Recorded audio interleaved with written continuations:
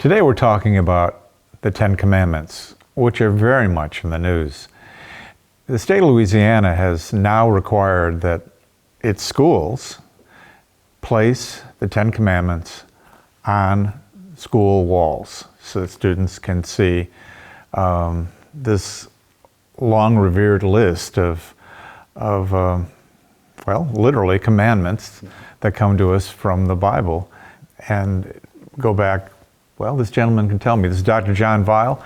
How far back do the Ten Commandments go? Well, they're attributed to Moses, and I think, somewhere 800 to 1200 BC, somewhere along in there. Yes, there's that famous image of Charlton Heston. Yes, yes, there is. Dr. Weil is an expert in constitutional law and has a special interest in freedom of religion. And from time to time, we sit down and talk about new developments and try to hash it out together. There's no script here. We're not sure where it's going. But at the end of it, we'll know more than we knew before. Hopefully. So this requirement that, again, it would be public schools. You can't require private schools to put the Ten Commandments on the wall. You know, at one point, I would have thought that's absolutely not constitutional. And why is that? It's because we have a guarantee of freedom of religion and freedom from state-imposed religion. And putting this clearly religious document on the wall of a public school would seem to be unconstitutional. Is there any question that the Ten Commandments is a religious document? No, but you could make an argument that it is also the argument that, in fact, that a lot of Louisiana legislators made was that it was somehow foundational to certain concepts that we have in American law. Certainly in Britain, common law would have been based in part, your decisions would have been based in part on principles that came from the Bible and specifically from the Ten Commandments. So it has elements of both, but generally it's considered primarily a religious document.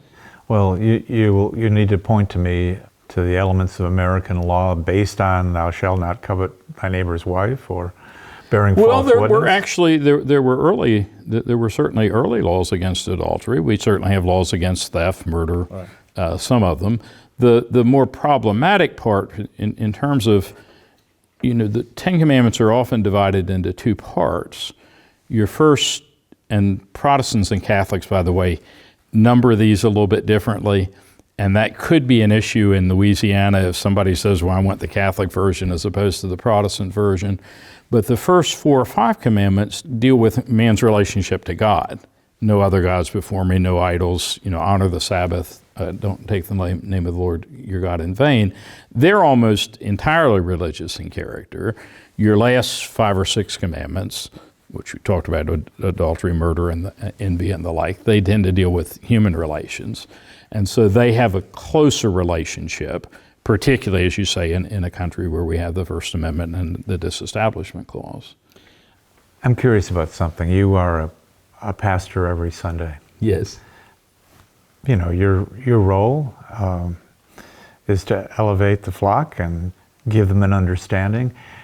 As a man of the cloth, what do you see in the Ten Commandments that is of value in 2024 to those who occupy the pews? I'm not demeaning the Ten Commandments. Well, no, that's a good question. And in fact, my wife asked me the other day. She says, "Well, why don't they post?" When Jesus was asked, "What's the greatest commandment?" He said, "It's to love God, Lord your God, with all your heart, soul, and mind." And then he said, "The second is likened to it: you shall love your neighbor as yourself." That I think would be, it's not. You could argue it's Judeo-Christian, but it's more Christian than Judeo in terms of the interpreter here. I try not to disobey the Ten Commandments, but I think I put more emphasis on, they are to have a good relationship with God and with others. And that, of course, has been so many critics talking about this, about this Louisiana law, because you just say, exactly what is a 7-year-old going to glean from the Ten Commandments, right? And I have a hunch, just as a practical matter, this is unlikely to have an impact on the lives of any 8-year-old or 9-year-old. Well, the people that it will have impact on are the people who voted for it and go back to their hometowns and say, I have supported the Ten Commandments, Right. I need to vote for me again. To go back to an earlier question, there's several Supreme Court decisions related to this. The closest is a case that came out of Kentucky known as Stone versus Graham with almost identical circumstances. Kentucky says we're going to put the Ten Commandments in each classroom, and the court, using what was then known as the Lemon test, 3-part test, said this is unconstitutional. Its primary effect is probably to advance religion. And does it have a clear secular purpose? Yes, but it might be overridden by the other. But there's a more recent case, Kennedy versus Bremerton, which I know you're familiar with. Most people are. The public school football coach who decided he was going to have prayer on the 50th yard line after the game, and was eventually uphill with the court saying, instead of going to this 3-part Lemon test, we're going to go back to history and tradition. Now, the problem is most Supreme Court justices are not necessarily history majors. And even if they were, you'll learn some history, obviously, in law school, but that's not primarily what it's all about. And it's very easy to sort of pick and choose which history you're going to do. And, this was manifested just last week with the case dealing with guns. Can you, if somebody's under a restraining order, can you take their guns away? Well, the court said, yes, this is similar to, and they pulled out 2 sort of examples, and Justice Thomas said, but it's not identical. And so, what is the meaning of history? We don't always know. Well, you mentioned Bremerton, and that was such an odd decision because essentially the majority concluded that this public employee walking to the middle of a football field, trailed by a dozen students gathering around him in prayer, was an act of private expression. The most fascinating thing about that case is, not only do they disagree about the history, they actually disagree about what happened in the case. Kennedy says, I did it voluntarily. They told me not to do it in the locker room, and so I didn't. I went here. I can't help it if people join me. Right. And others say, look at this picture. This guy's surrounded by students. Maybe they feel subtle pressure to join, even though that's not really what they want to do. Right, and so we come to this history and tradition sort of stopgap, loophole, whatever you want to call it, which is hard to know whether the Bremerton actually has implications for the Ten Commandments case, because the Ten Commandments case is not in the middle of a football field away from school activities. It's right in the middle of it. That's right, and other, the other decisions, unless they are also overturned, but devotional prayer, devotional Bible reading, there have been many cases where these have been taken out of public schools. One of the most fascinating things, and I haven't seen a separate discussion of it, but I would like to, in the Louisiana case, is, if I understand it, it applies to public universities.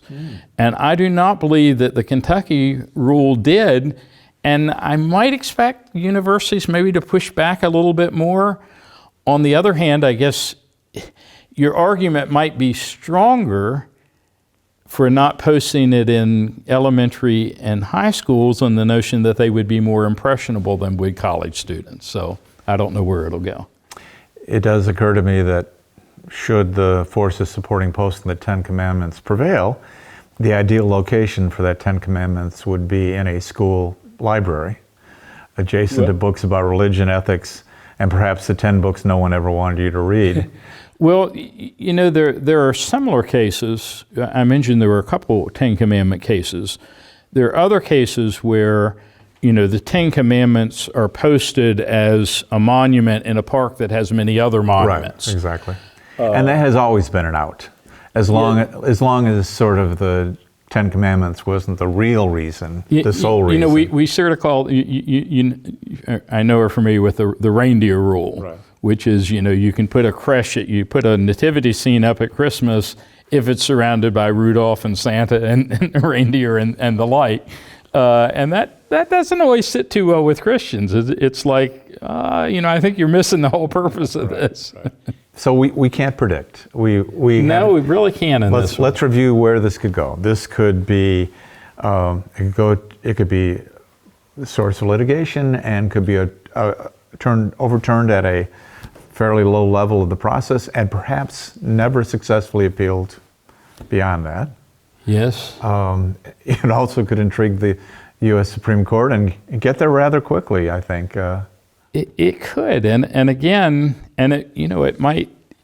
The decision they reach may very well differ depending on who we vote for this year.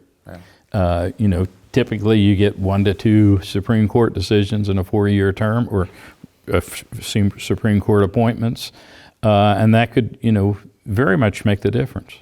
I think the takeaway is that the First Amendment admonition promise, really, that government cannot establish a religion remains intact, embraced, and understood.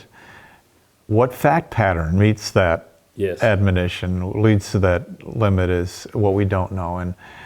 And the more symbolic, the Ten Commandments as a piece of literature, if you will, it's fine, but sure, others have said similar things in more succinct ways.